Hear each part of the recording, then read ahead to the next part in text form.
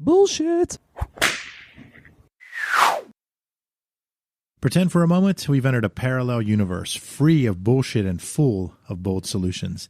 That's what the No Bullshit Marketing Show is all about. I'm your host, Dave Mastovich. Our guest today is Bob Haddad, but first, let's cut the bullshit. Buzzwords drive me crazy for a number of reasons. In fact, previous rants have been about the overuse of acronyms and so forth. It seems like some people love to throw out phrases and acronyms instead of speaking with clarity. Plus, the phrase of the day, month, or year often means something different to each person or market segment because since it's a new phrase, the definition hasn't been clearly conveyed to the masses.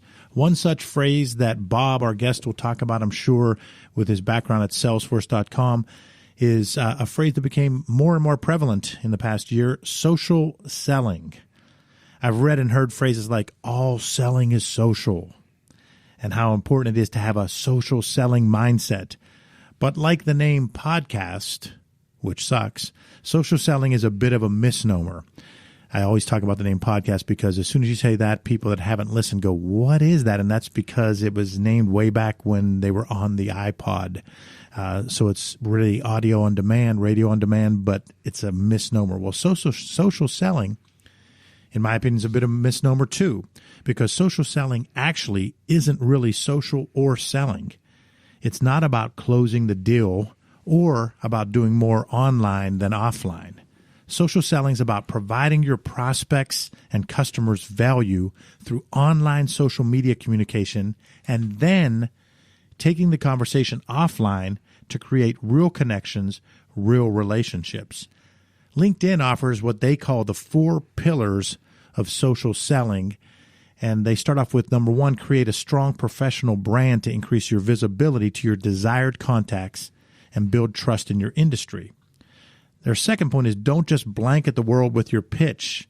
We always talk about hitting the bullseye with your message, your target market. And so instead focus on the best prospects for your industry and your goals. And number 3, establish yourself as a subject matter expert or thought leader. And that's what Bob is, and that's what I'm hoping to be perceived as well, is a thought leader showing that we're an informer, not a me-former. An informer, not a me-former. It's not about you, it's about them. Regularly share interesting industry content, engage with stories shared in your field, and limit how much you promote yourself over others. Number 4, start with genuine conversation. If your prospects feel like they're immediately being sold to, they'll be less likely to want to build a relationship with you. Remember, the selling comes after the social in social selling. Social selling is all about connections and content. Or you could say it's about no bullshit marketing. The No Bullshit Marketing Show is brought to you by Audible.com. Get a free audiobook download and 30-day free trial at audibletrial.com/nobs. Try a book like Modern Romance and Investigation from the hilarious Aziz Ansari. You can download it for free today. Go to audibletrial.com/nobs. Again, that's audibletrial.com/nobs for your free audiobook. Over 180,000 titles to choose from for your iPhone, Android, Kindle, or MP3 player. Our guest today is Bob Haddad, Senior Strategic Account Manager at Salesforce.com. Bob has spent his career bringing strategic technology solutions to sales teams and organizations throughout the world. Bob, welcome to the show. Thank you. It's great to be here. Thanks for coming aboard. And we want to start off by having you walk us through your career background, your educational background, your journey. Sure. Glad to. I was born north side and moved to Bellevue as a young kid, which had a profound and lasting impact on my life. Very much blue-collar family. I have 4 brothers and a sister, and that's relevant because 4 of the brothers went to IUP. I have 2 older brothers that went there, myself and 1 younger brother, and then I have a laggard of a brother that went to Slippery Rock, and a sister went to La Roche. Boy, yeah, that Slippery Rock brother, he's an outcast. He is. We still love him, though. Really, my career has been very fortunate for me. When I got out of school, I actually didn't have a job. I wasn't focused on the right things. looking for a job, and actually shoveled asphalt for 6 months. At the time, met the love of my life, who I've been married to for over 30 years. And the irony was she was a very successful nurse, working in a very professional environment, and I was shoveling asphalt.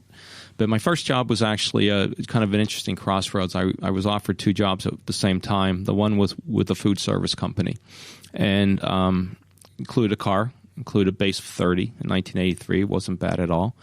The other one was selling this thing called a computer in 1983, very new to the market, at a company called Radio Shack, which was very humbling, just from the name, because no one associated Radio Shack with technology, although the technology was very good.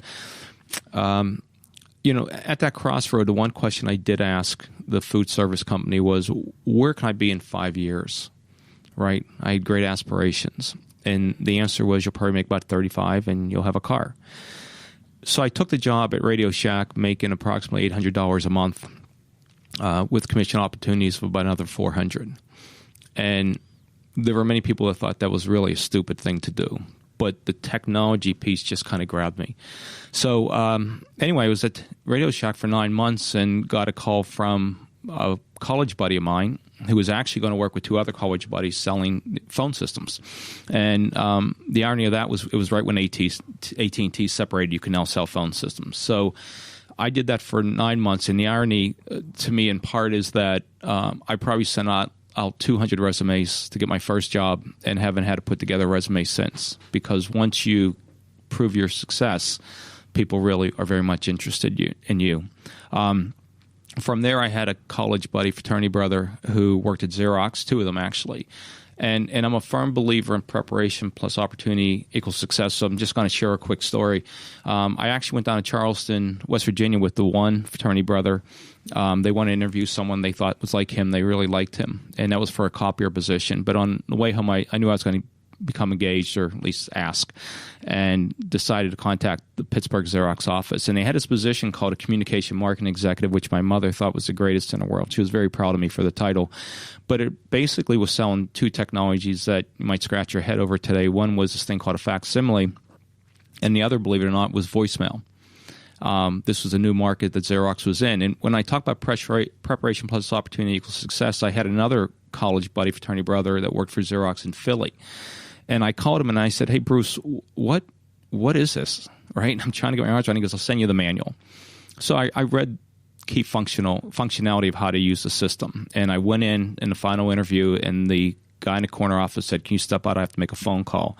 And I stepped outside, and all the secretaries at the time and all the managers were trying to do something on a phone. And I just said, "Well, what are you trying to do?" And they said, "Well, we got this new damn system. We don't know how to use it."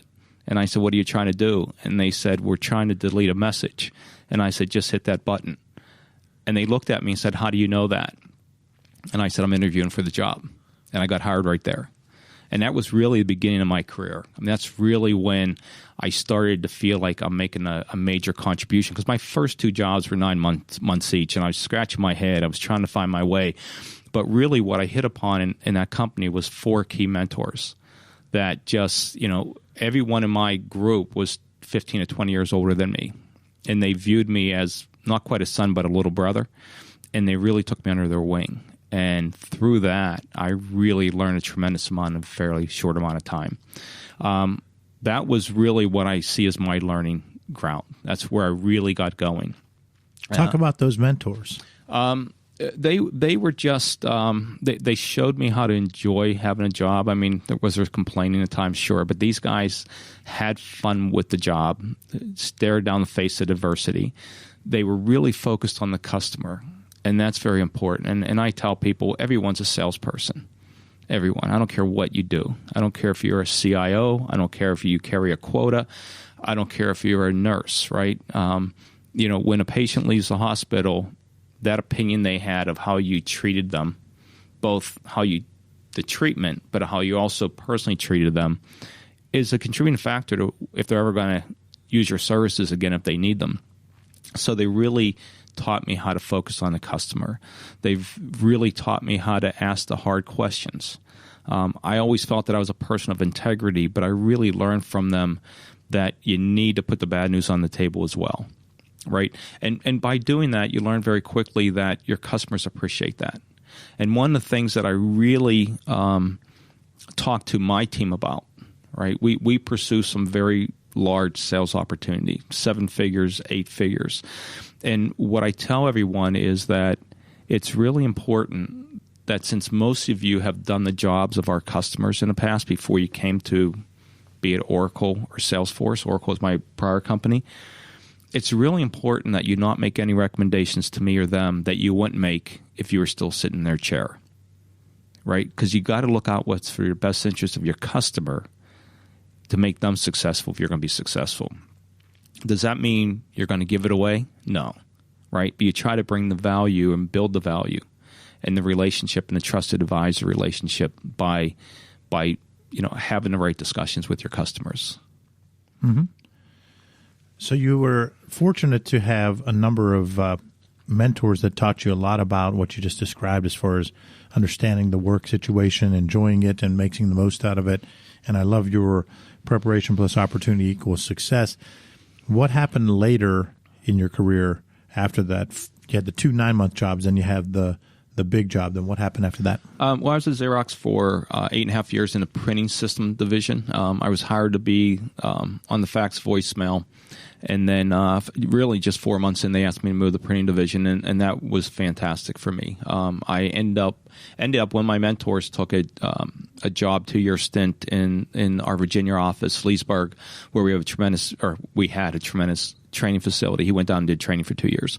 But at that point, as a sub 30-year-old guy for Xerox, I was managing all their major accounts in Pittsburgh. And had a lot of responsibility with that and continued to do that. And then a couple of gentlemen who had worked at Xerox with me who went to a company called Legion, which was Pittsburgh-based, recruited me. And I went over and worked there for about 5 or 6 years. And it's interesting. Reputation is important, and this isn't meant to sound egotistical, but probably the most defining career move for me, the one that had the most impact on me, I think, in the end, personally, certainly financially, professionally, was the move to Oracle. And I made that move based on a cooperative, what did they use the term? Cooperation. A gentleman who was in cooperation with me, right? We cooperated on some opportunities, competing on others. Called me and said, I went over to Oracle. I described what I needed to 3 people in Pittsburgh, and 2 of them named you by name. And I went over there, and I had a 16-year career at Oracle on the ERP side, and also running. We had a major account in Pittsburgh, Alcoa, which invested very heavily in Oracle on the ERP side, and I was actually their different titles, but basically was in their terminology, single point of accountability. So I was the guy from Oracle that they came to when they needed anything, and my job was to either solve the problem or find the right people to advance the ball. And then from there, I went over to Salesforce. I had developed a relationship. I'm a firm believer, better off being lucky than good, but the harder you work, the luckier you get. I developed a relationship with a gentleman who was an executive sponsor who ended up doing very well at Xerox and is now vice chair at Salesforce. And I ended up going to Salesforce about 1.5 years ago. Tell me a little bit about your time at Oracle and the Oracle culture. My experience with the Oracle culture is different than I think what some outsiders see. I worked with some tremendous people. And not that most companies don't have that, but we were really, in our little microcosm, our little Oracle economy, we were really focused on customer success.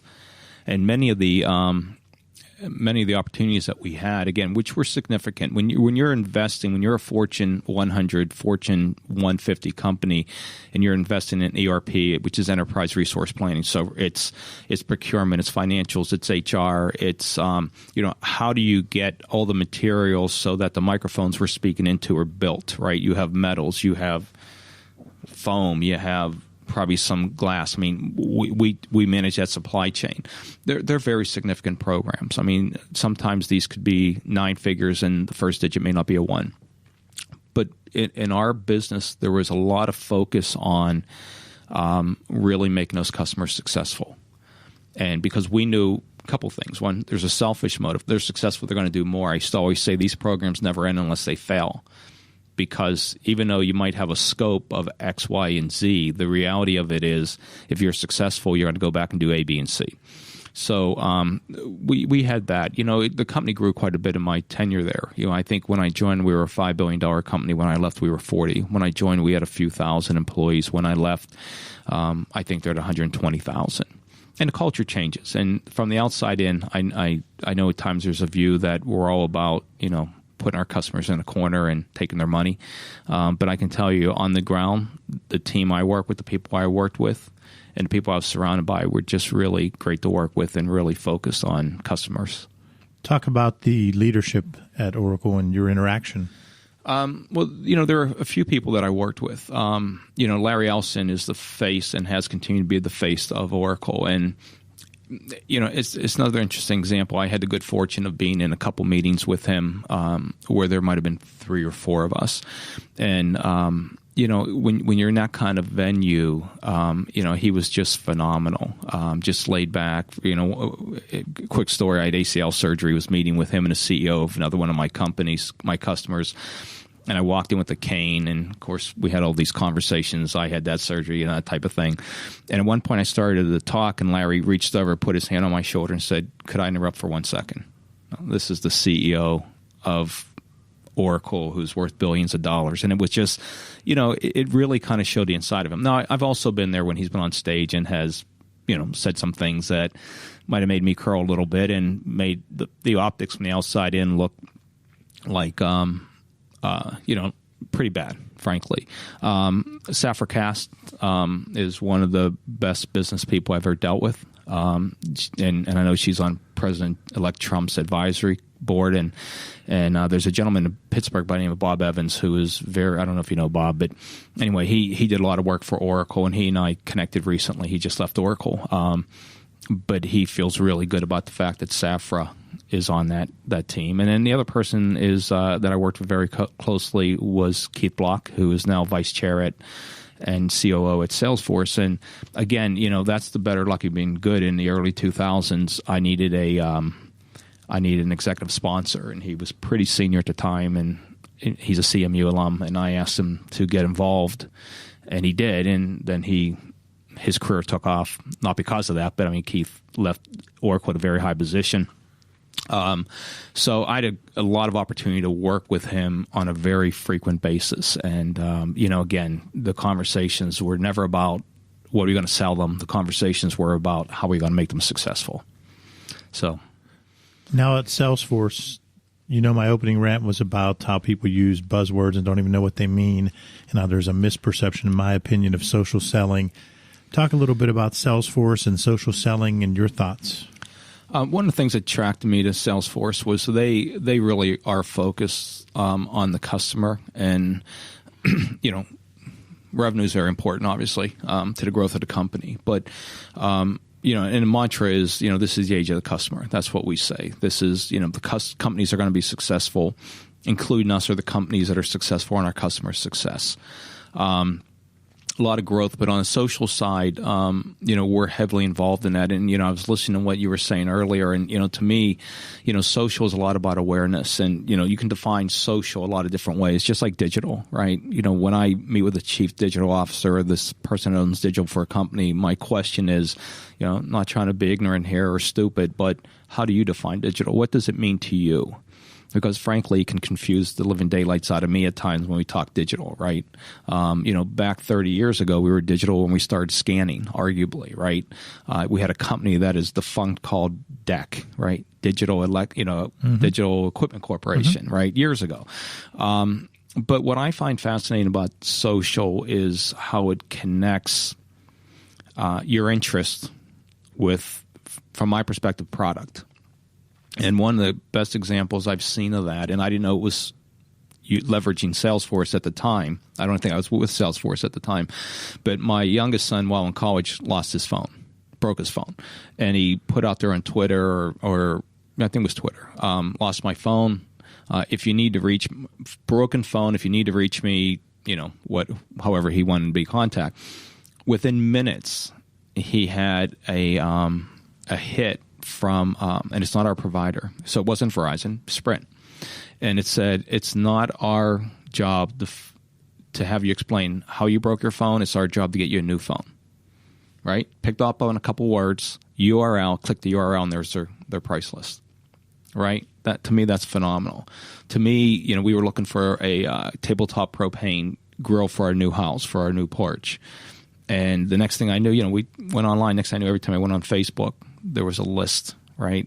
I mean, that kind of thing is pretty impressive to me. And I think the statistics show that by the time a customer calls you, if they call you, they're 60 to 70% through the learning process already, right? It's not the old days where, I need your brochure.